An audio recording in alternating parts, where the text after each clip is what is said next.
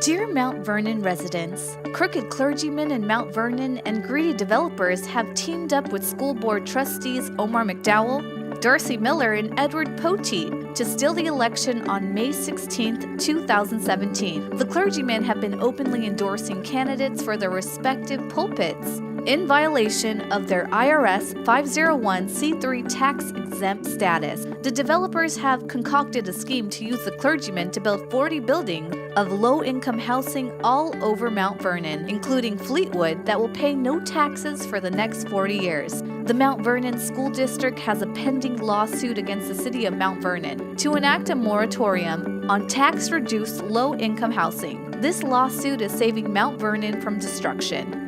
If these developments are built, homeowners will be on the hook for over $120 million extra dollars per year to educate the new students who will flood the school district. Property taxes will double due to a rise in education, policy, and sanitation costs.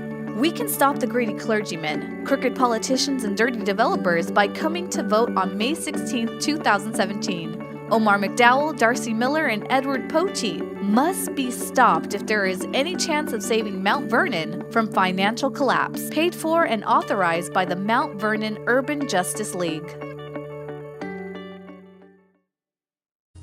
The future of this church and all churches, African American churches in Mount Vernon, is tied to the demographic patterns that are emerging in this community. If the church sits back and does not participate in the development of the demographic patterns, it will not have a population from which to draw.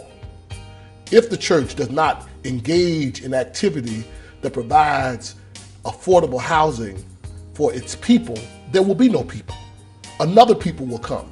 So our commitment to housing is really in our own self-interest. Dear Mount Vernon residents, corrupt school board trustees Omar McDowell and Darcy Miller have joined forces with developers that plan to bring 4,000 new children to the school district and force homeowners to pay to educate them at an additional cost of $120 million.